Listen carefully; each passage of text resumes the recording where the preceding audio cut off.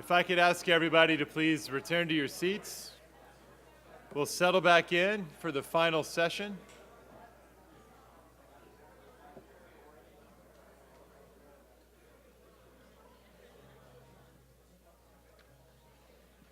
In the interest of time, I'm going to go ahead and get started. I know we're still milling about, and that's fine. First of all, let me introduce myself. I'm Professor Bobby Chesney. I'm the director of the Strauss Center, one of the sponsoring institutions. I'm the James Baker Chair here at the University of Texas. And I am really excited about this panel precisely because in our earlier discussions speaking with intelligence professionals, including current professionals, as we saw in the last Q&A, they are constrained, by design, constrained in their ability to engage on questions of policy. But that leaves open a lot of interesting questions for our panel to wrestle with. We have a lot of questions of policy under the general headings of emerging threats, emerging technologies, emerging opportunities, and questions of institutional design for the intelligence community in light of all that.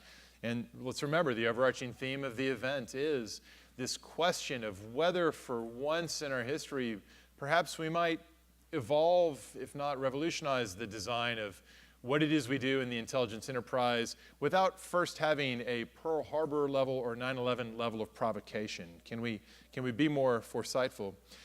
Our panel's terrific. I'm going to give a quick introduction to them, and then we're going to have a brief initial statement from one of our guests, and then we're going to go into moderated dialogue mode. We have a bunch of topics I want to get them talking about, and I said to them that my injunction to y'all, and I repeat it now, is to please forget all of them and imagine that we're all just at the bar hanging out talking about our favorite topics, and you should engage each other, contradict each other, argue with each other, or reinforce each other as you see fit. But I'm looking forward to a real discussion on these topics. Now, to do this, we've got a terrific crew. The full bios are long, impressive, and in your materials. Let me just hit a few highlights. Matthew Travis is the inaugural Deputy Director of DHS's newly renamed Cybersecurity and Infrastructure Security Agency, properly pronounced CISA, I believe. Not CISA, CISA. In that capacity, he and Director Krebs oversee the Cybersecurity Division, the Infrastructure Security Division, National Risk Management Center, Emergency Communications Division, many other exciting things. He's got a strong background as well in the private sector in relation to Homeland Security-focused ventures.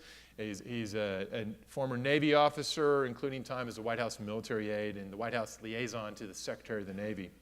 Samantha Ravich is with us. She's chair of the Center on Cyber and Technology Innovation and the Transformative Cyber Innovation Lab at the Foundation for the Defense of Democracies. She's also principal investigator of FDD's Cyber-Enabled Economic Warfare Project.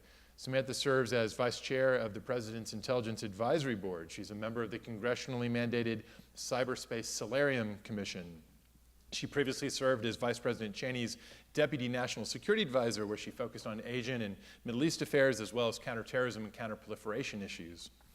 Michael Daniel is President and CEO of the Cyber Threat Alliance. But before that, he spent 5 years in the White House as Special Assistant to President Obama and Cybersecurity Coordinator on the National Security Council staff, a role that had Michael in the thick of things in developing the national cybersecurity strategy and related policies, and focusing on U.S. government partnerships with the private sector, with NGOs, with foreign partners. Michelle Van Cleave is currently president of National Security Concepts, as well as a principal with the Jack Kemp Foundation. She served as our nation's national counterintelligence executive under President George W. Bush. As head of U.S. counterintelligence, she was responsible for providing strategic direction to and ensuring the integration of our counterintelligence activities across the federal government. And she's held senior staff positions in Congress, at the Pentagon, the White House Science Office. John Carlin, currently a partner with the well-known and respected law firm Morrison Foerster, previously served as the Assistant Attorney General heading the DOJ National Security Division, where he played a central role as the NSD began to adapt its focus to address national security-related cyber threats. He also has served as Chief of Staff and Senior Counsel to FBI Director, let me check that, Bob Mueller? Heard of that? In addition to his private law practice, John is currently chairing the Aspen Institute's fantastic Cybersecurity and Technology Policy Program, which is a really neat and innovative operation. And best of all, you've got to get online on Amazon and order a copy of his extremely excellent book. That's a technical term. Extremely excellent book, Dawn of the Code War. That's with Garrett Graff. It's a terrific book. Everybody in our field is talking about it. So we're excited to have them all here. I'm going to ask Matthew to come up because CISA as an institution in this milieu is relatively new, and it'd be great if he could share some words about it to introduce it. You could either do that from there, which is fine. Here. Yeah. And then once we've done that, we'll move into our moderated dialogue. Great. Thanks, Bobby. Good afternoon, everyone. Great to be with you. As Bobby said, I'm the Deputy Director of CISA, and as Admiral Inman suggested and Deputy Director Gordon validated, that means I must be miserable, right? So, but I'm not necessarily miserable today. Who can be miserable in Austin, especially with this crowd? So Bobby and Stephen, thanks for the invitation. And it's certainly, as Philip Bobbitt said, it's great to see so many students in the audience. But from what I see, I think a few of you matriculated some time ago. So it's also good to see such a vibrant engagement from the business community, as well as the citizenry of Central Texas. So thanks for carving out your day for this. I just wanted to touch on, CISA is the newest agency in the federal government. And most people haven't heard of it, so I just want to give a quick plug for it. It was formed on November 16th of last year when President Trump signed it into law. And what it really does, for anyone who is tracking at DHS, what used to be the aptly named National Protection and Programs Directorate was really just a loose confederation of various programs. This act transformed us into what we really are, which is the nation's leading civilian cybersecurity agency. And so what we do at CISA are a few things. For one, we protect federal networks. We play defense. We defend the .gov domain for all federal agencies. And we also share information with the commercial as well as the private sector, non-governmental organizations on the cyber front. And we manage the 16 sectors of critical infrastructure, both on the physical side as well on the cyber side. So from aviation to communications to critical manufacturing to dams, we work those partnerships that you heard Deputy Director Gordon talk about, trying to build resilience, develop training exercises, share information, and ultimately reduce risk. We also have an emergency communications division, which was dedicated to advancing interoperable communications among first responders, also has a national communications element to it. And then finally, Bobby mentioned this, the National Risk Management Center, which is newly created from last summer, in which we repurposed another part of the agency to deal with long-term national critical functions, and strategic risk, systemic risk to what's really important in the country, the big stuff. So it's not the National Risk Management Center, it's the National Risk Management Center. Things like elections, like the grid, the wholesale clearing function in financial transactions. Those things, if it goes sideways, it's a bad day in America. So we work with the private sector to try to identify those vulnerabilities, understand those cross-sector dependencies, and ultimately try to buy down risk against those critical functions. So our motto is defend today, secure tomorrow, which is a recognition that we have to play both the short game and the long game, dealing with who's trying to attack us now, both virtually and from terrorist groups, but also trying to build that long-term resilience, that long-term reducing that systemic risk to what makes this country great. So it's CISA. I'm a bit of a grammar snob, so yes, LISA is Lisa, VISA is Visa, CISA is CISA. So I had to bite my lower lip for that one. Thanks, Bobby. That's terrific. Well, listen, in my opening remarks, Samantha, when I was introducing you, I mentioned cyber-enabled economic warfare, CEEW. We like acronyms in this community, so CEEW. Can you introduce this concept to us? What is this all about? Sure. Cyber-enabled economic warfare refers to the purposeful use of cyber means by an adversary to undermine and attack the economic elements of a rival in order to weaken that country strategically or militarily, right? So it is not just the theft of money out of banks for money's sake, using cyber means, or even the theft of IP to gain a market advantage. But it is really to undermine the key economic elements of a country in order to weaken that country strategically and militarily. We've been looking at this for the past number of years and trying to understand the intentions and capabilities of hostile adversaries, North Korea, Iran, China, Russia, their use of these means, because like, we are only the strongest military in the world because we are the strongest economy in the world, right? Our strength as a country depends on our economic wherewithal, on our innovation base. This is what makes us a great country. When we forget that, we suffer because of it. And adversaries know that. They know that this is our strength. And so they're purposefully hollowing out key parts of our economy. So that's what we focus on. And that is cyber-enabled economic warfare. This obviously raises a question about what we can do about it.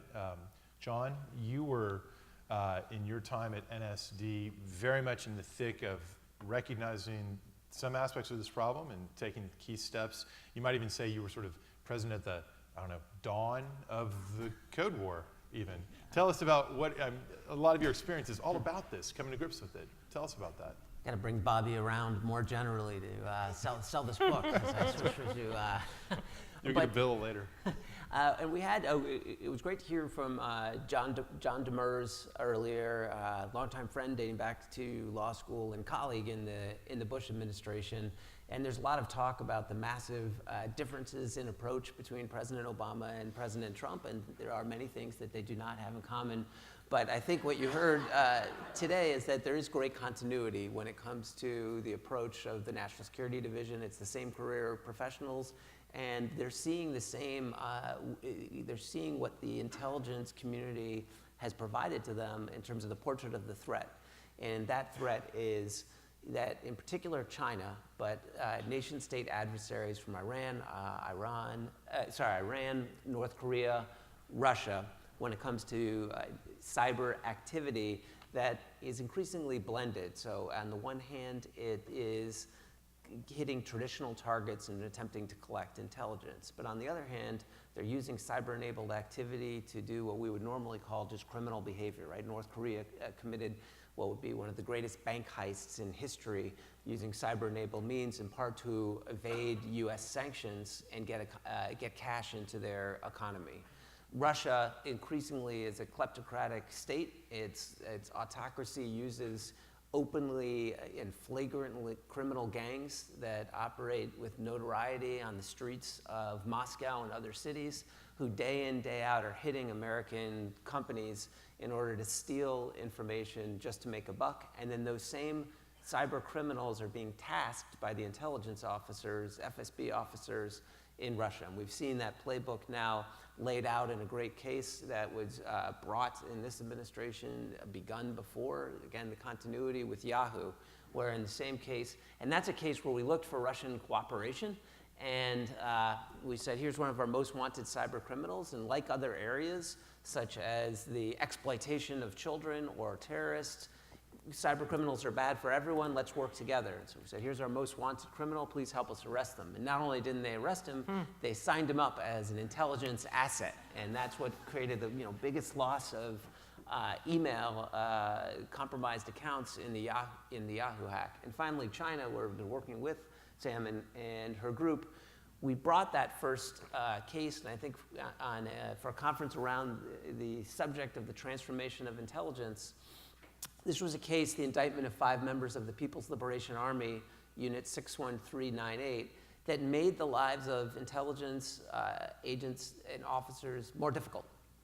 Right? So we laid out publicly the noisy tradecraft that these Chinese uniformed officers were using in order to steal economic information, trade secrets, trade negotiation strategies from companies that were not traditional intelligence targets, ranging from Westinghouse trying to lease a lead pipe, and the night before, the Chinese agents went in and stole the technical design specifications, to a solar company that was a US subsidiary of a German multinational.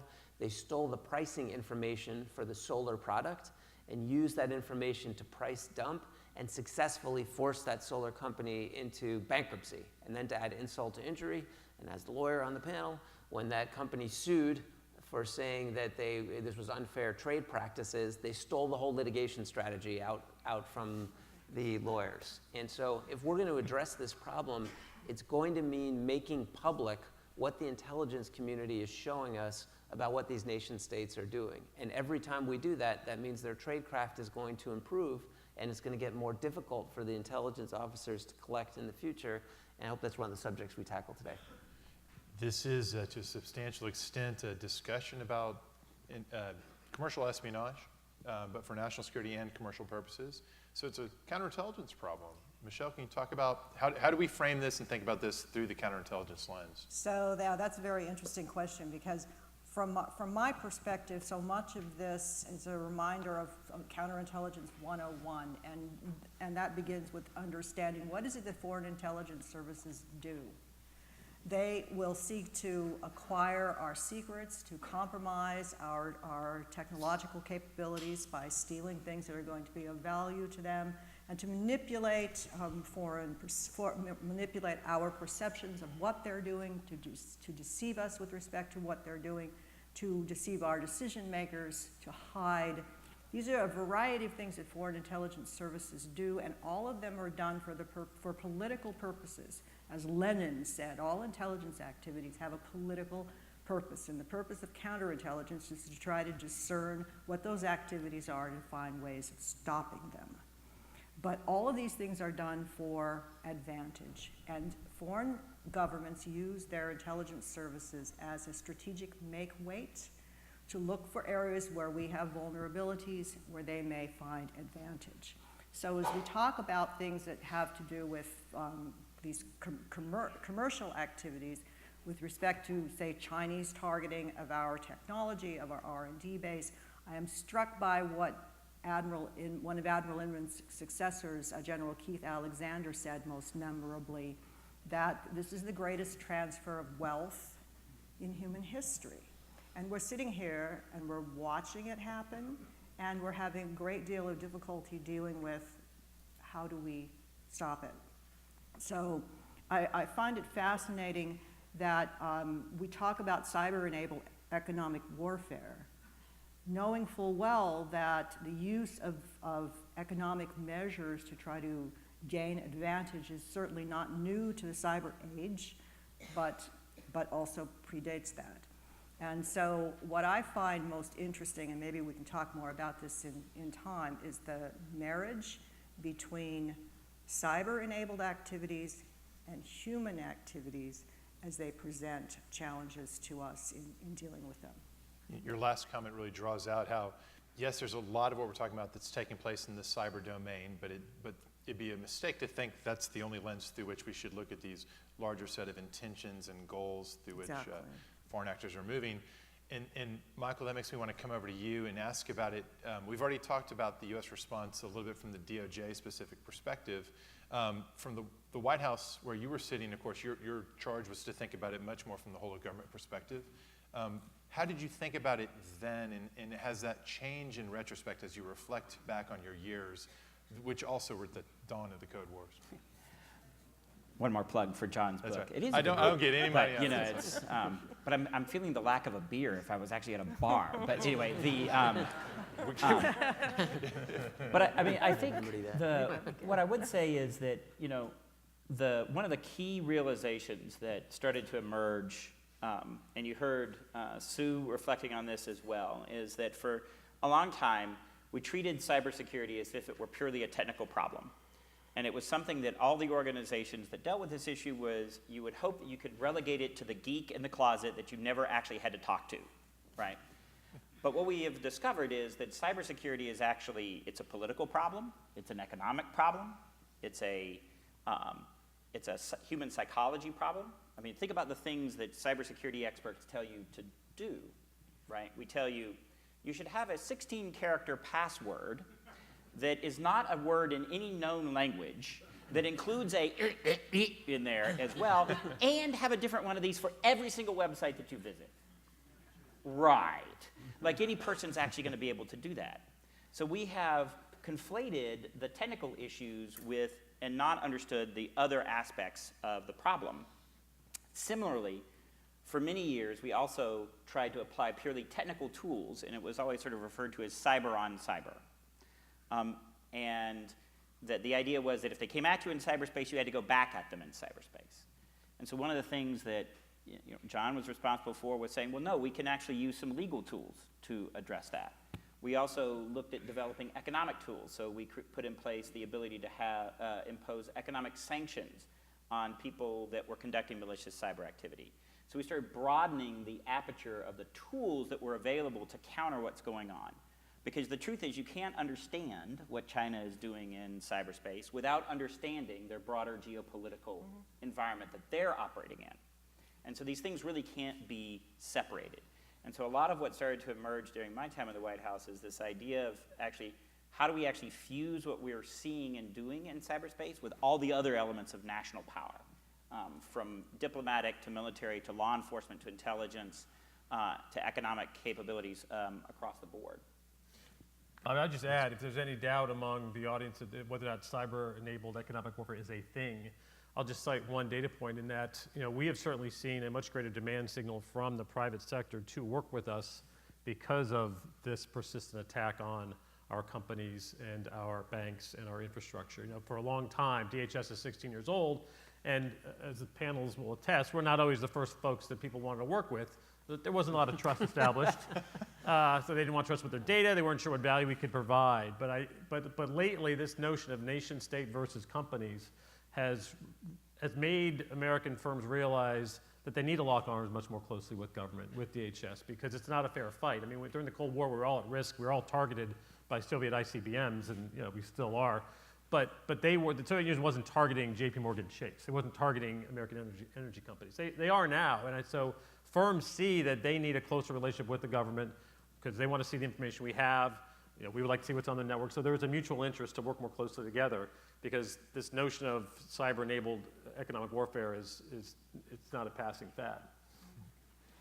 But I would interject on that point that there really is a little history behind what you're doing where, in fact, even during the Cold War, where the threat is clear and the need for a government-industry relationship is clear, there still was partnership. And I recall when I was in the White House Office of Science and Technology Policy back in the Cold War days, there was a very effective relationship then with the telecommunications providers that grew out of a history of understanding that the Soviet Union then presented a threat to the telecommunications infrastructure of the United States, which was so clear when the Cuban Missile Crisis hit, and all of the circuits were overloaded, and government users couldn't get through to the people they needed to talk to.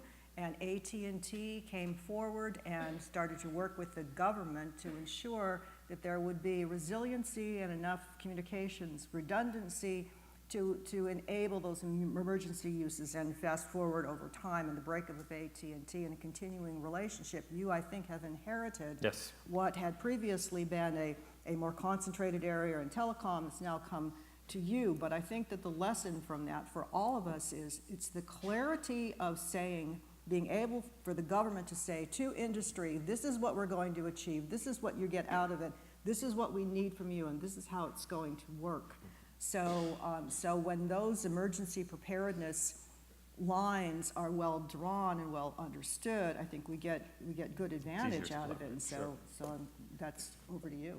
But I would also say that one of the things we're still struggling with is that the physics and math of cyberspace are different. We're used to having this mental model of how the world interacts, and we're used to this mental model of how long it takes to get from point A to point B. And in a nodal light speed network, the concepts of distance and proximity are completely different. And so we end up with these situations where so anybody who tells you that cyberspace is borderless is wrong. There are borders everywhere in cyberspace. They just don't line up with the physical borders that we've drawn in the real world. And the data flows across those physical borders very easily. And so what you end up with is these weird situations where, so during the Iranian DDoS attacks on our banks, so the financial sector comes into the US government and says, we really want you to make this problem stop.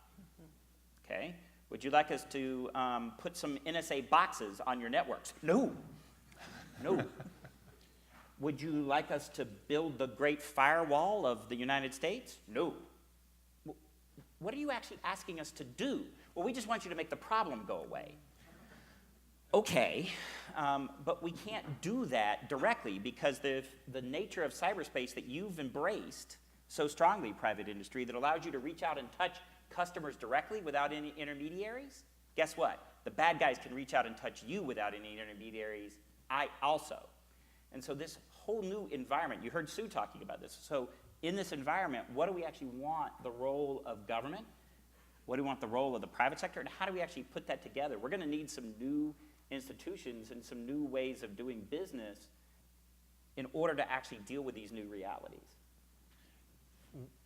One problem is certainly that. Another possible problem has to do with a cultural change I think has taken place. It was on my mind, Michelle, as you were describing the sort of the good old days of AT&T very patriotically cooperating with the government. We don't live in that world anymore, and it's not just that the companies have changed. The mindset and the culture of many of the most important tech companies and also other aspects of the private sector is much more globalized, more cosmopolitan, and to a certain extent has a very different view of old Mr. Snowden than we were talking about earlier when we were looking at Snowden from the point of view of the harm he did to security by exposing intelligence activities and capabilities.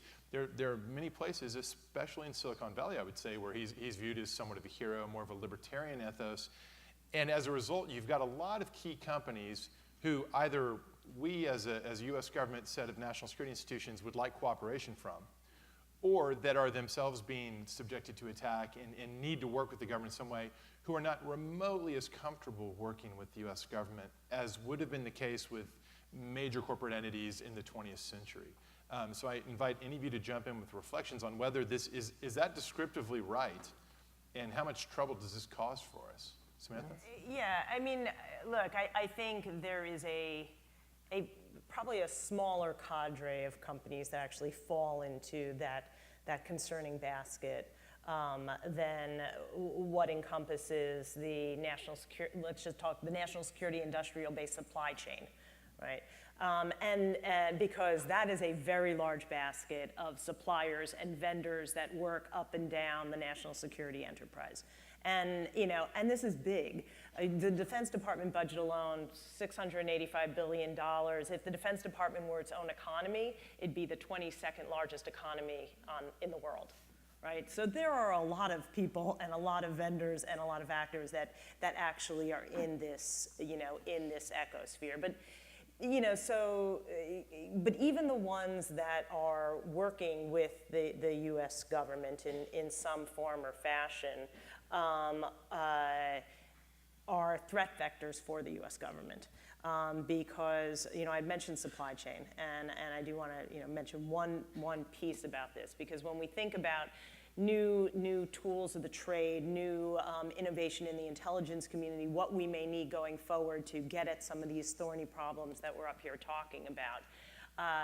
Understanding the vulnerabilities to the U.S. government and therefore to the U.S. citizenry from how hostile adversaries are getting into our supply chain, malicious hardware, compromised software, counterfeit goods, is truly keeps me up at night because look, if lines of code, and Michael can talk more about that, but if lines of code are, malicious code is inserted into, let's just say, no one has suggested that it was purposeful lines of code in the 10 million lines of code that go into the Boeing 737 MCAS system, right? But we do know it was a software glitch, or at least that's what people are saying. No one says it was purposeful, but if it were, you can see how it quickly becomes something that can paralyze a country, paralyze an economy, paralyze a military. And we have yet to get our arms around that problem. It will call for new ways of gathering intelligence, new ways of assessing intelligence, new ways of deploying the information that we learn. There's an old phrase that amateurs do strategy and professionals do logistics. I think now it leans more towards amateurs do strategy and professionals do supply chain. But anyway. John? I agree with the premise. I think it's overstated, and in the current position, I help a lot of victims who've been hit by nation-state attacks. And the reason why they don't go into the government isn't because of some libertarian philosophical view. It's because our regulatory regime is set up in a way that punishes you if you go in. And a lot of the remedies, which are well-intentioned but are oriented around privacy, I don't know, raise your hand if you've received some type of notice that your information has been stolen. So it's the entire room. So I've gotten, what, like 15? I think my daughter's first piece of mail addressed to her was that her information had been taken in the Office of Personnel Management breach. She was very excited to have her name on a letter. But what are we supposed to do with that information, and why are we incentivizing companies to endlessly tell the individuals, but we don't have any requirement that they tell the government or law enforcement or intelligence when they see that's based around what the threat actor is, or when they're looking for what might be much more damaging information, supply chain compromise, trade secret information. Right now, what we regulate primarily is personally identifiable information, names, addresses, which I think is quite important. But if we want to change the behavior, then we have to ask them to tell the right people the right information, and we seem unwilling to tackle that. One of the things about being out is someone was saying to me that the great thing is you get to say whatever you want. The bad side is nobody cares, but I'm going to give it a shot anyway. So number one, we ought to be incentivizing companies to share information that's not necessarily public, but goes to the law enforcement and intelligence agencies so they can action it. Number two, and Sue talked about this earlier today in her discussions, and maybe Matt can comment on how it is without taking a view, but it is still the case that the vast majority of information that the government has is collected and stored in a manner that makes it very, very difficult to share with the private sector. So when they go and do a call and say, I'm getting hit and it looks a lot like, and this guy who's my lawyer is telling me this is the Iranians, is it the Iranians? The answer is we'll get back to you. We're not sure that we can tell you that information. If they ask for certain indicators of compromise, IP addresses that have been linked to Iran or China or Russia, the answer is, well, some of those are live. We're not sure we can give them to you to protect your system. Actually, it's more frustrating than that, because then the government says to the private sector, but give us everything. Give us yours, yes. Right.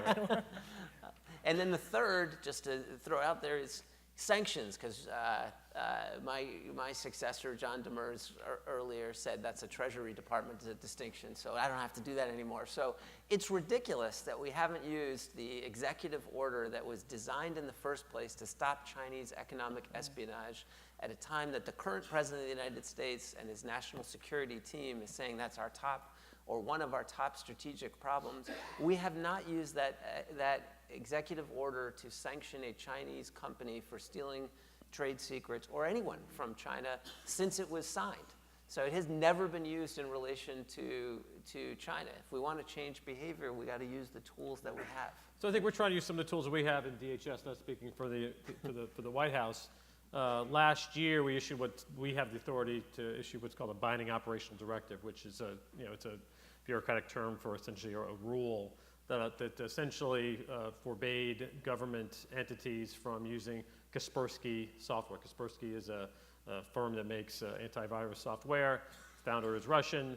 And when we looked at the total risk the risk landscape of the legal regime in Russia, what this technology does, inability to kind of verify the integrity of the applications, we issued that. It's been upheld all the way up to the Court of Appeals. And so I think we are trying to be more aggressive, to your point that EO has not been fully realized.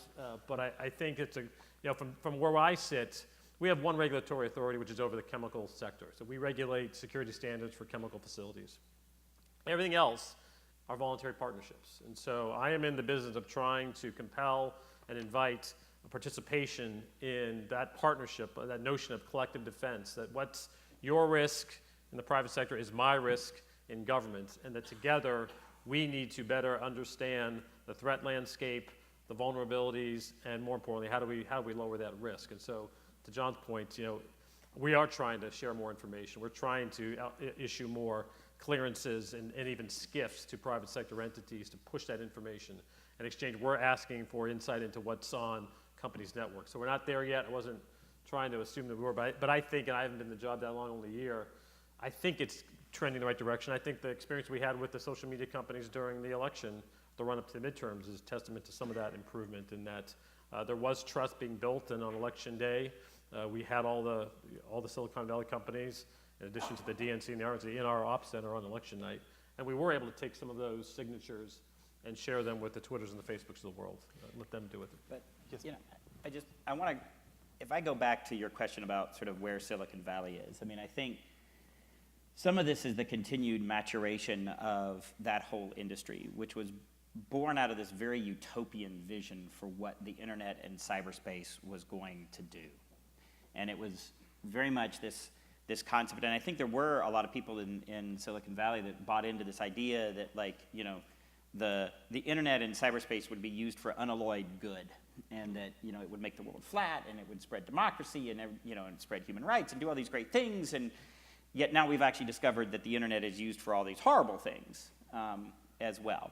And I think that what you're actually seeing is a lot of the industry, I agree with Samantha. I mean, like, I think the number of companies where that's really the case is actually smaller than a lot of the perception was, and it's growing smaller as they've come back around to the knowledge of, a lot of, and I've actually seen this in some of the companies that we dealt with, where they were like all gung-ho, well, we can't be too close to the US government because we got to do business in China. And they've discovered that the Chinese really don't have any interest in them doing business in China, only for so long as it takes them to suck all the information out of that company. And then they want them out. Yeah. And so all of a sudden, that glittering market of $1.5 billion. It was helpful that they said so publicly. Yeah, that's the Made in China 2025. Yeah, and that suddenly that glittering market of $1.5 billion people didn't look so glittering anymore. And that maybe working with the U.S. government, which is actually bound by a set of rules and laws that we actually adhere to, didn't seem quite so bad. So I'd like to stay with this theme of the importance of the centrality of the private sector. The crown jewels are in the private sector here is what we're talking about.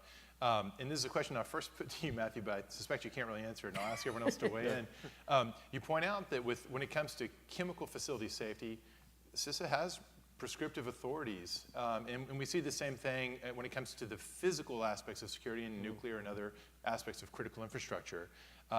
Does CISA or some other body need to have some degree of the same ability to prescribe and compel information sharing, and perhaps the adoption and uptake of certain security measures in the cyber domain for at least some zones of critical infrastructure? So I think what you see in Europe is that approach, right? I think you're seeing more regulatory inclination, and I think that has certain effects on the marketplace.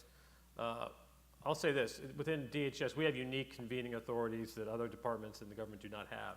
It was written in the Homeland Security Act of 2003, which allows us to bring together private sector partners outside of the restrictions of FACA or business conflict of interest, and that is a convening authority that only we enjoy. So we hold that pretty dear, and so when I hear the term, do you want to regulate more, nothing will wither that down quicker than if someone thinks they come to the table at DHS, I'm going to regulate them.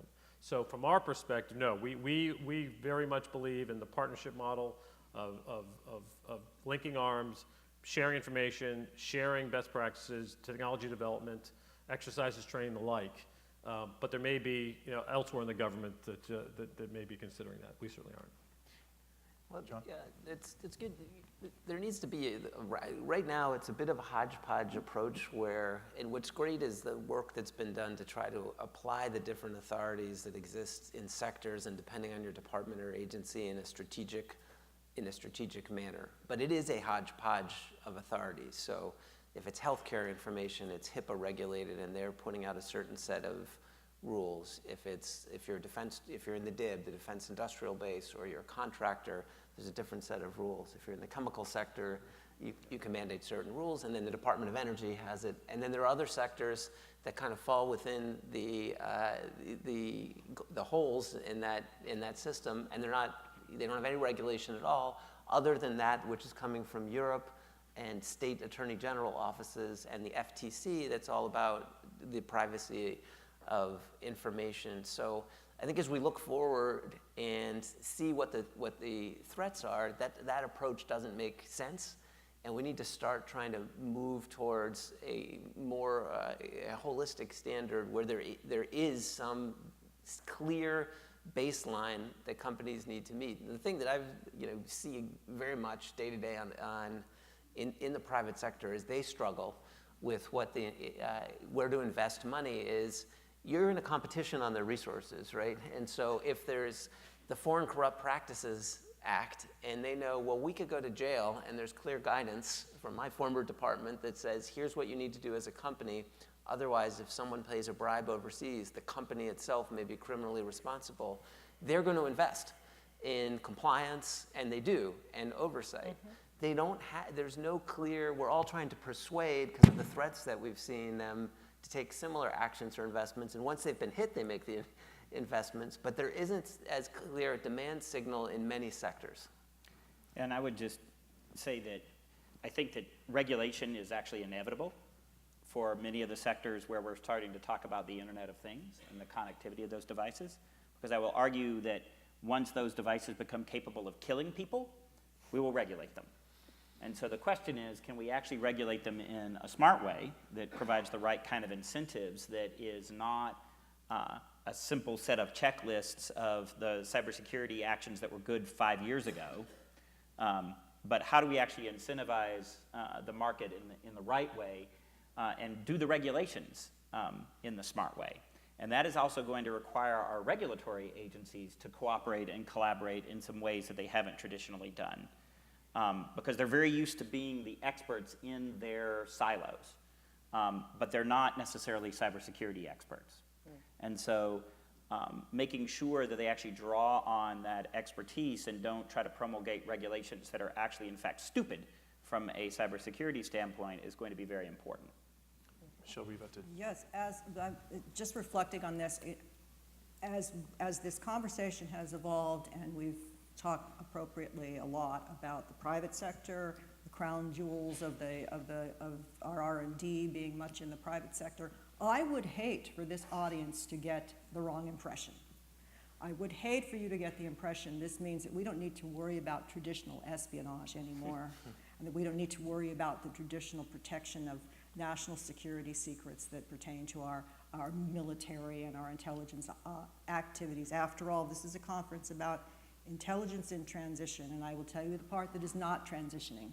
The part that is not transitioning is our adversaries' interests in getting at our most closely held secrets.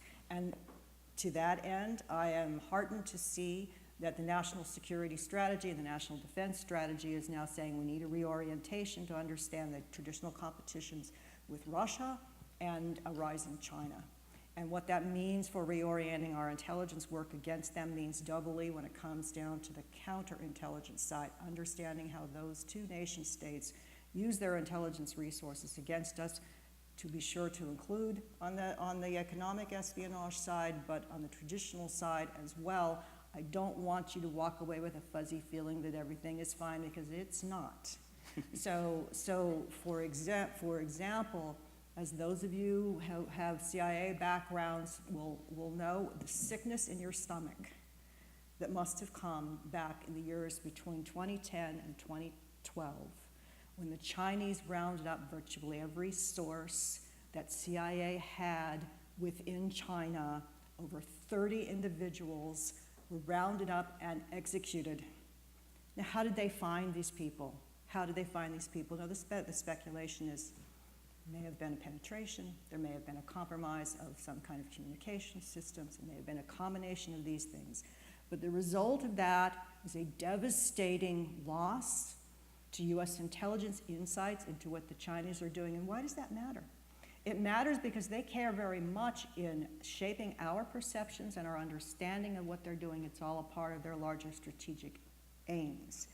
And one thing we haven't mentioned is that one of the major Chinese cyber actions against us was the raid on OPM. Now, it's not the only one, but it's one that's great concern to those of us who got our little notices in the mail saying, you know, 1, 2, 3, sorry 4, to tell 5, you this, 6. but all of your information has been compromised, and those of you who hold clearances know that it's It's not only your bank account, and it's where you've lived, and it's who you've talked to, and it's where your family is, and where you have worked, and if you ever consulted a doctor for mental health issues, and it's a whole range of things that give a foreign intelligence service the opportunity to spot those people who may be in positions of access, to assess their vulnerabilities, and potentially to approach them. So from a traditional espionage point of view, the 22 million personal files that were acquired through that one sustained raid on OPM is a gold mine. So if the Chinese have done damage to us, to our insights into them up till now, just you wait, because that's the gift that keeps on giving. Those files and others like that they have acquired. The Russians, one can tell a similar story, I'm sorry to say. And briefly on that, and then I'll surrender the microphone. We have not had an arrest of a Russian penetration into the US intelligence community in 18 years. In the 80s, there were like 11, after in the 90s there were 9. The last one was Robert Hansen, 2001. And at that time, the damage assessments, which my old office was responsible for, made it quite clear that his insights alone and those of Rick Ames before him did not account for all the losses that we had. And we knew back then that we had at least one more penetration, probably more. And yet in those 18 years, we have found this many. So that shouldn't give you a warm feeling that we're doing a very good job against the Russian intelligence services either. Sorry for the sermon. No, that was great. Samantha, do you want to weigh in on that? Well, you know, it's interesting because you didn't count Kaspersky, right? In Kaspersky Labs when you're talking about, you know, the penetration. Right, but isn't it all, you know, kind of, if you look at the new world of how to gain information and what's the best way to do it, It's you a know, combination. it is It's an the absolute melding combination, of those and things. I totally commend, you know, what was done on you know, purging Kaspersky Labs, you know, products. Yes. You know, people were trying to, you know, push that, you know, early, but it was great that it was done. I still hear ads for them. You know, you can still order their products online and have them, you know, delivered to your house. And Kaspersky Labs is one amongst many types of companies that are coming out of Russia and similar ones in China that are taking the place perhaps of the human insider. That's doing some of these things. Just a great example, because we wrote about it publicly. The Speech Technology Center grew out of KGB acoustics, right? So right there, you know, it should not be, you know, having a role in our economy.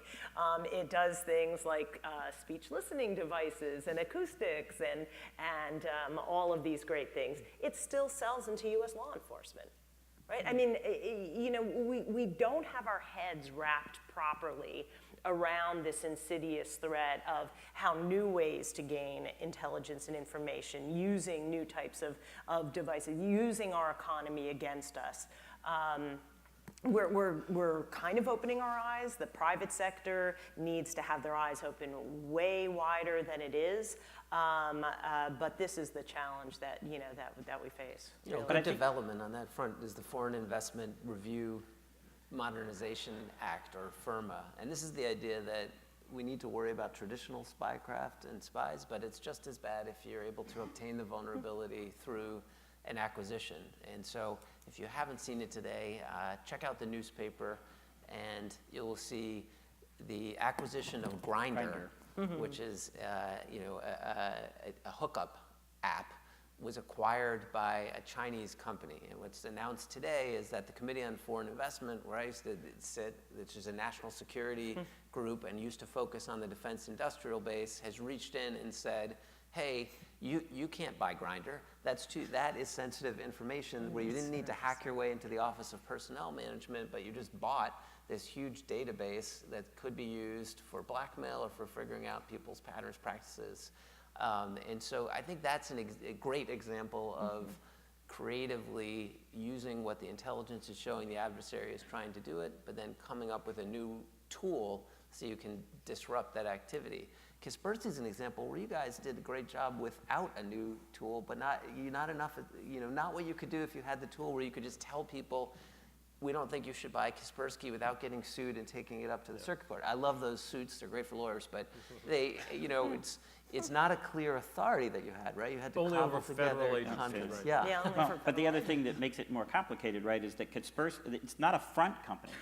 Kaspersky Labs is a really good cybersecurity company. Their product is excellent. They're a great team. They're cybersecurity researchers led by Konstantin Wright. There is nobody better out there at that. I mean, there are some that are peers, but they are good at what they do. That's what makes that even more complicated, because they are in fact actually a legitimate cybersecurity company. It just so happens that they work for a government that can, and are located in a country where the government can basically tell them, you will comply and you will support us, or you will be dead. So, I mean, it's, that's their underlying challenge. I think the takeaway from this most recent round of exchange is, as Sue Gordon said earlier, the attack surface is growing exponentially. It's still, as Michelle said, it's every bit it ever was for the traditional targets within the government itself. But it's grown in leaps and bounds, and when we can say that Grindr is an aspect of, but of course it is, because that's valuable data. Theme of the conference. Now, Fortnite is half owned by a Chinese company. Fortnite. Fortnite. Well, so the teenagers of America are all exposed. Let's involve you guys. We're gonna stop on time, so I want to make sure to start involving the audience now as quickly as possible. And if we can get one of the microphones to come right here, Diane, up here towards the front, Dennis, and then we'll go back to the gentleman there. So, right here. And Nora, if you could get the microphone to the gentleman there next who has his hand up. One of the things that you hear from Lighthizer and others is this idea of decoupling. What about decoupling of the digital domain? Is this something that we can actually consider? What's the upside? What's the downside? I mean, do any of you actually advocate the digital decoupling of the Chinese and American economies? So I would say as a technical matter, I don't actually think that's possible. I think not without an enormous amount of investment and a complete re-architecting of the underlying digital infrastructure, which is a mind-boggling task. In fact, I actually think that the digital world and the physical world are becoming even more tightly intertwined. And so I think that and that while we might be able to succeed in sort of erecting some buffers and some resilience in there, I think doing that in its entirety is going to be actually impossible. Not quite the same issue, but Russia has announced plans to try to essentially turn off the internet here, I think next week. Yeah. And whether or not that technically can be done or not, it's certainly an interesting notion to even try to kind of decouple yourself from the rest of the world electronically. Sir. To bring the discussion back home, tomorrow night, the University of Texas basketball team plays in a tournament in New York City. Every good basketball team has a defense and it has an offense. We have heard an awful lot over the last day of defense in the United States against cyber warfare. Can you assure us that we have a similar capability of cyber offense against our adversaries? We have not heard much since Stuxnet in 2007 in association with the Israelis for the Iranian nuclear facilities. Do we develop tools, and without telling us the building in which these tools are being invented, are we also working with other countries to have a capability to attack back? Sounds like a good question of the former cybersecurity coordinator. So, yes. Okay. So to expand a little bit on that, what I would say is that one of the things that you very quickly learn when you actually start unpacking a lot of this space is that the ability to do something to somebody somewhere is trivial. The ability to have the impact that you want at the time and place of your choosing, and only the impact that you want without unintended consequences at the time and place of your choosing is really, really hard. And this is why it always amuses. I travel a lot, and so I love bad action movies. I'm a big fan of bad action movies on airplanes. They entertain me. And it endlessly fascinates me that no computer hack takes longer than a 30-second pan shot. And now, you know, so the hacker sits down, and she usually sits down at the keyboard, and you get about, okay, we're in. Now, it doesn't work that way. And so the ability to actually generate those kinds of offensive effects through cyberspace is way more complicated than Hollywood would want you to believe. And so while yes, we're developing those capabilities, they should not be used in isolation. They need to be used in conjunction with tools like what John was talking about, the economic sanctions, indictments, and diplomatic action. And it's only when you actually marry all of those capabilities together, along with our intelligence activities, covert action, all those other kinds of things, it's only then that those kinds of tools are actually effective at changing the behavior that we want to change. But I'd love to jump in on this question, because I think that is really an important question. And many of you may recall there was a story in the press that was not long after the 2018 elections, reporting on a action that had been taken by Cyber Command to disrupt, disable the Russian Information Resources Agency, research agency. The troll farm. There you go, the troll farm, as a sort of a shot to see this is a part of what we can do, with the understanding that the reach is likely to be more and greater than that for future things. But the whole notion of going on offense is something that is so extraordinarily important, and it is something that we need to spend more time thinking about and understanding how we do that. And I will tell you that when I was first asked, I first became the head of counterintelligence. I was the first person in history to hold that job, because in times past, all of our counterintelligence responsibilities had been dispersed between the FBI, the CIA, and the military services, and they worked in their own domains, and they didn't work together. But what we have seen, what we've talked about today, is the threats that the United States faces that are diverse and new and different are strategic. The threats are not to the FBI alone or to CIA alone, they are to the country. And the question is, how do you understand those threats? And how do you get ahead of them? And how do you disable them? How do you take the fight to the foreign adversary? And that is something we need to understand when it comes to intelligence threats as much as it does in the terrorism world, which is the lesson we took out of 9/11. Take the threat to them, not wait till it comes here. So this is a new way of thinking about how you do the counterintelligence business to go on the offense. And we tried to do that under the Bush administration, but I will tell you that that effort fell to the wayside because the counterterrorism activities were so much sucking up the air and national security attention that the nascent efforts that we made to try to turn our CI capabilities into an offensive instrument were set aside. Now we were faced with these new challenges, these strategic challenges, and the time has come really to revisit that orientation of our counterintelligence instruments and to find a way to get strategic about it. Someone here mentioned Andy Marshall earlier today, and he was the head of net assessment in the Pentagon for such a long time. I would give you this thought, that we need to think about foreign intelligence threats to the United States and our ability to deal with those threats as a net assessment problem, which means what is the red side capability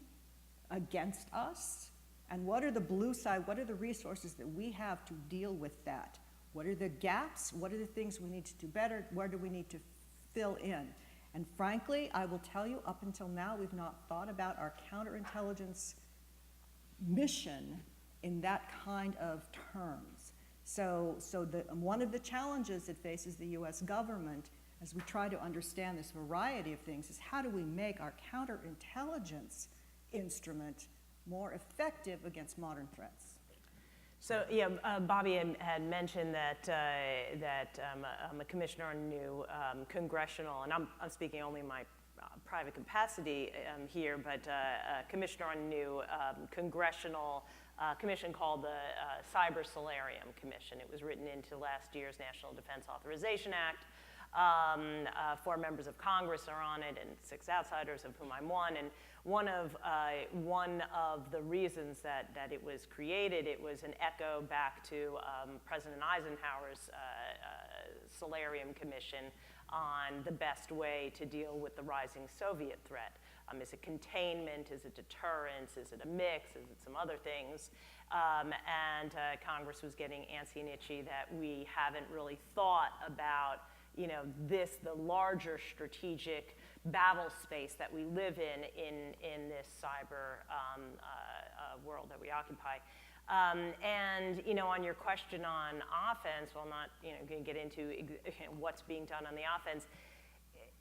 Herman Kahn, the great Cold War strategist, had said one of the pillars of deterrence is, that your adversary has to see and believe and understand what you can do to them, right? And I think some of the problems, at least I have, with potential offensive things that are going on in this space, they are not seen enough. They're not seen enough by the adversary that we may be targeting, and certainly by other adversaries, and they're not seen enough by the American people to know that the government has their back, that the government is doing something, and it's not just that the American people and their vulnerabilities in cyberspace, that they just have to lay there with their neck bared. We haven't yet figured out all the tools. Clearly, there are tools way outside the cyber realm, and they should be, to have the effect of what above-ground nuclear testing had the effect of concentrating the mind of the adversary, right? It wasn't an act of war because we did it over our territory, but it was very clear the capabilities that we had and could bring to bear if needed. But I think, we need to think carefully about what is the most effective tools to show on deterrence. I think we all agree on taking the fight. The fight needs to be taken more to the adversary. But if it's a strategic approach, you want to hit your enemy where you're strong and they're weak.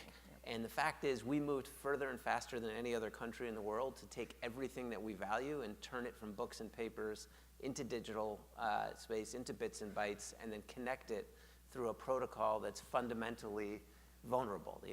There is no internet-connected system today in the government or private sector that's safe from a dedicated adversary who wants to get in. So it may be that the best response to a North Korean cyber attack is not knocking the 10 people who are online in North Korea offline, but instead looking, where are we strong? We're strong in the credibility of our criminal justice system. When we bring a charge, the world believes the conduct occurred, unlike if Russia uses its court system or China. We're strong in our economy and the dollar. So that's why sanctions have proven to be such a powerful tool. I hope we will continue to be strong where we have been strong, which is in our alliances and in the fact that people want to come to the United States and like our system of government. It's why Putin, I think, is attacking democracies. He sees them as an existential threat. So our diplomatic efforts have been strong. And so while cyber and our military toolkit in that space shouldn't be left off the table as one of the tools, for a while when it came to what do you do against a cyber attack, all of the focus was on how you hit back in cyber, and I'm not sure that'll be the right or most effective way to deter some of these adversaries. Well said. I was tempted to try to squeeze in one last question, but I'm mindful that several of our panelists have to race to the airport. They were making a sacrifice to stay this late, and they may end up staying longer than they meant to if we don't get them out of here on time.